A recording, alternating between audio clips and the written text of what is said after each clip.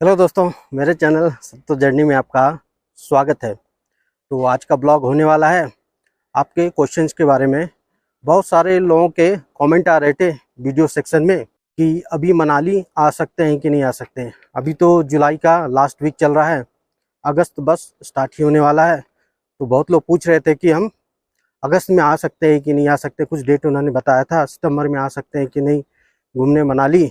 तो वहाँ की परिस्थिति कैसे है, कंडीशन कैसे हैं, रोड कैसे है, आने पर कोई दिक्कत तो नहीं होगा, दिल्ली से मनाली आसानी से पहुंच सकते हैं या नहीं पहुंच सकते हैं।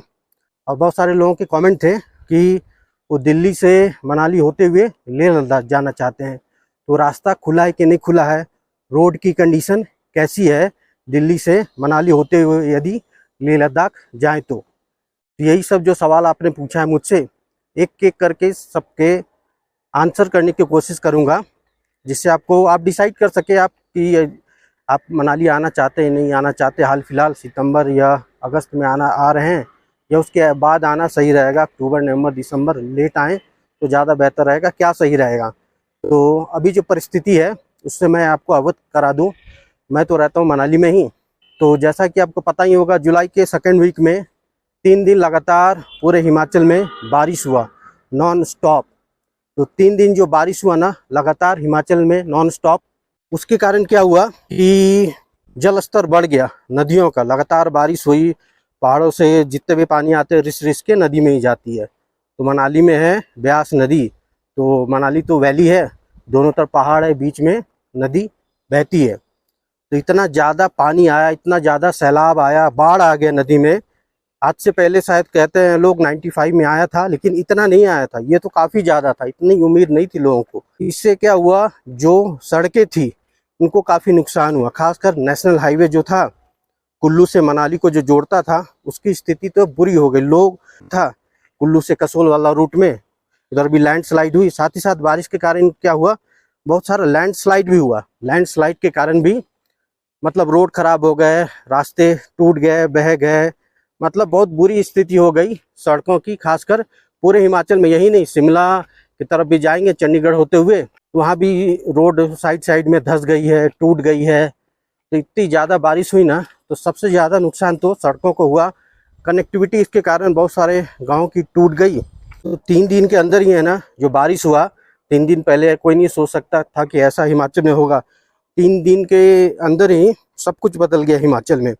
बहुत सारे टूरिस्ट फंस गए, मनाली में फंस गए, कसोल में फंस गए। बहुत सारे लाहौल स्पीति के चंद्रताल लेक है, वहाँ गए थे घूमने, वहाँ फंस गए। फिर सेना की मदद से, हेलीकॉप्टर की मदद से उन लोगों को वहाँ से निकाला गया। तो बहुत बुरी स्थिति हो गई थी सभी जगह की। हिमाचल के नहीं, आसपास के जो राज्य है ना, उत्तराखंड में भी दिक्कतें हुई थी, लेकिन हिमाचल में बहुत ज़्यादा बर्बादी और तबाही हुई बारिश और बाढ़ आने के बाद।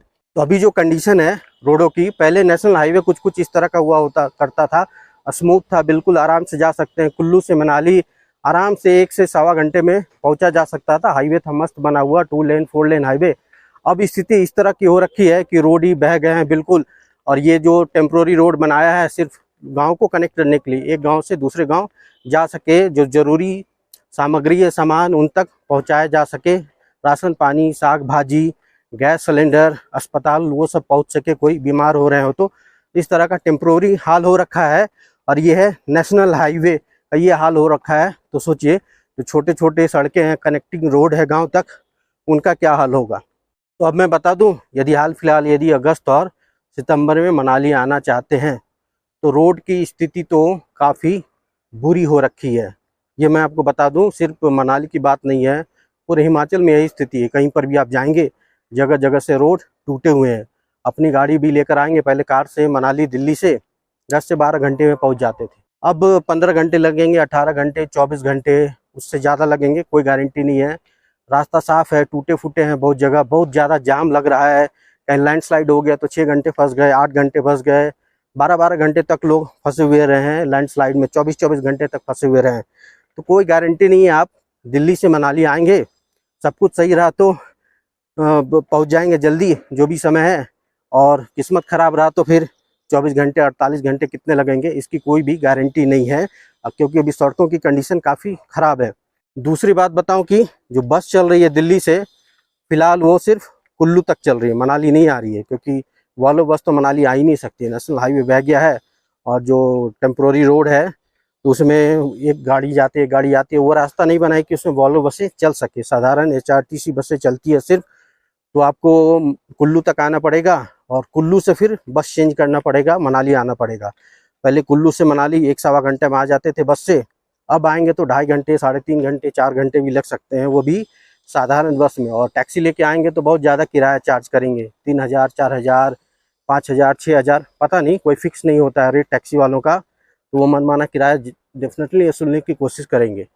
इस समय मनाली में घूमने के लिए आएंगे, सब जगह खाली खाली ही मिलेगा, क्योंकि कोई टूरिस्ट तो है नहीं। सिर्फ विदेशी जो हैं यहाँ रुके थे वो तो आ जाते थे अप्रैल में ही, 6 महीने यहाँ रुकते हैं, 6 महीना वो गोवा में रुकते हैं। तो टूरिस्ट आपको मिलेगा नहीं। सोलंग वैली जाएंगे तो बिल्कुल इस तरह का सुनसान, वीरान, उजाड़ दिखाई देगा। बहुत ज़्यादा स्पोर्ट्स एक्टिविटी भी नहीं हो रही है, स्पोर्ट्स एक्टिविटी भी आप वहाँ पर ज़्यादा नहीं कर पाएंगे, ज़्यादा भीड़ रहती है तो ज़्यादा अच्छा होता है। ऐसे ही भारतीय सैलानी जहाँ जाते हैं तो भीड़ रहती है तो उन्हें भी आनंद आता है। माल रोड भी जाएंगे तो बिल्कुल खाली खाली सुनसान मिलेगा। कहीं पर भी जाएंगे आप घूमने के लिए, हडिम्बा माता मंदिर या कहीं भी जाएंगे, इवन रोहतांग पास भी जाएंगे ना, तो कोई नहीं मिलेगा, बिल्कुल खाली खाली सुनसान। एक्टिविटी भी करने के लिए नहीं मिलेगी, क्योंकि लोग ही नहीं रहेंगे तो एक्टिविटी वाले भी वहाँ पर जाके क्या करेंगे, पूरा दिन क्यों खराब करेंगे। ऐसे भी हिमाचल में सेब का महीना चल रहा है, फसल तो अगस्त स्टार्ट होने वाला है, तो सेब तोड़ेंगे और वो मंडियों में जाके बेचेंगे, तो किसान तो उसमें बिजी हो जाते हैं। तो किसान लोग ही हैं ना, वही लोग स्टॉल लगाते हैं एक्टिविटी करने का, या फूड स्टॉल हो या जिस भी तरह की सुविधाएं देनी हो, तो वो सब भी लोग अगस्त और सितंबर में बिजी हो जाते हैं सेब के फसल की हार्वेस्टिंग में, और उसको बेचने के लिए वो फिर मंडी चले जाते हैं। बहुत सारे लोगों का क्वेश्चन था, लेह लद्दाख जा सकते हैं कि नहीं मनाली होते हुए। डेफिनेटली जा सकते हैं, अभी भी जा सकते हैं, क्योंकि रास्ता तो खोल ही दिया गवर्नमेंट ने। लेकिन रास्ते की स्थिति काफ़ी बुरी है, क्योंकि खोलना इसीलिए भी ज़रूरी है क्योंकि सेना के वाहन जाते हैं इधर से मनाली होते हुए लेह लद्दाख की तरफ, एक कश्मीर होके जाते हैं। दूसरा जो ज़रूरी सामग्री है लेह वासियों के लिए, खाने पीने के राशन पानी या जो भी हो, ट्रकें जाती है। एक तो वो रास्ता है कि ये रास्ता है, 2 रास्ते से ही पहुंचता है, तो उनको भी जाना ज़रूरी है। तो रास्ता तो खुला हुआ है, लेकिन रास्ते की स्थिति काफ़ी बुरी है। और ऐसे भी जब बारिश का मानसून तो स्टार्ट हो ही गया है, तो जाएंगे तो बहुत सारे वाटर क्रॉसिंग मिलेंगे, नाले हैं ना उफान पे आ जाते हैं। सुबह सुबह तो कम पानी रहता है, दोपहर के बाद तो सडन इतना ज़्यादा पानी हो जाएगा, यदि काफ़ी ज़्यादा बारिश हो जाए, आपको अंदाज़ा नहीं हो, सडन बारिश हो जाए, काफ़ी ज़्यादा उसमें लेवल बढ़ जाए वाटर का, कहीं बादल फट जाते हैं तो पूरा रोड ही कीचड़, गाद, मिट्टी, पत्थर सब गिर जाते हैं। जेसीबी आएगी उसे क्लीन करेगी, तब फिर वो आप आगे जा पाएंगे। कुल मिला के ऐसा है, रास्ते तो खुले हैं, आप तो जा सकते हैं दिल्ली से मनाली होते हुए लेह लद्दाख के लिए, या फिर आपको स्पीति होते हुए, कुंज पास होते हुए मनाली आना हो, वो भी आ सकते हैं। लेकिन रास्ते की कंडीशन अभी काफ़ी ख़राब है, कहीं कहीं आप फंस भी सकते हैं, आपको वहीं स्टे करना पड़े। जो आपने प्लान बनाया, शेड्यूल प्लान, उसके अनुसार आप अपना टूर प्लान एग्जीक्यूट नहीं कर पाए, तो अभी आएंगे तो काफ़ी दिक्कतों का डेफिनेटली आपको सामना करना ही पड़ेगा। तो यदि मेरे से पूछेंगे आपकी एडवाइस क्या होगी, मेरी एडवाइस क्या होगी, तो मेरा मानना है कि देखिए, मानसून में तो रोड रिपेयर टेम्प्रोरी रहेंगे, परमानेंट रोड रिपेयरिंग तो वो मानसून के बाद ही स्टार्ट करेंगे। मानसून यहाँ सितंबर तक रहता है, तो अक्टूबर से ही जो नेशनल हाईवे या जो साइड वाले रास्ते हैं उनको पक्का करना वो चालू करेंगे। बारिश में सही करने का कोई मतलब नहीं बनता है, फिर से वो ख़राब हो जाएंगे, मेहनत भी जाएगा, पैसा भी जाएगा, दोनों चीज़ें बर्बाद होंगी।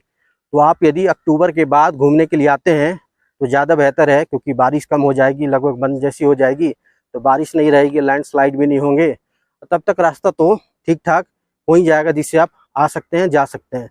लेकिन फिर भी नेशनल हाईवे जो कुल्लू से मनाली वाला डैमेज हुआ है, इतना जल्दी तो सही नहीं होगा, उसे सही होने में तो काफ़ी समय लगेगा, हो सकता है 6 महीने, 8 महीने या फिर साल भर भी लग जाए। तो उसे तो नेशनल अथॉरिटी ऑफ हाईवे जो है NHI, वो उसे रिपेयर बनाएंगे, सही करेंगे, वो तो उसके अंतर्गत आता है। जो मनाली से रोहतांग पास या अटल टनल होते हुए लेह लद्दाख जाते हैं, वो BRO के अंदर आता है, बॉर्डर रोड ऑर्गेनाइजेशन। वो तो फटाफट काम चालू कर देते हैं, और जो लिमिटेड टाइम रहता है ना, तो उसी के अंदर वो रोड बिल्कुल ठीक ठाक वाहन चलने लायक तैयार कर देते हैं। तो जो भी परिस्थिति थी मैंने आपको बता दिया मनाली के बारे में। तो आप यदि घूमना आना चाहते हो तो आपको सोचना है, आप आ सकते हैं, क्या दिक्कतें होंगी वो मैंने बता दिया।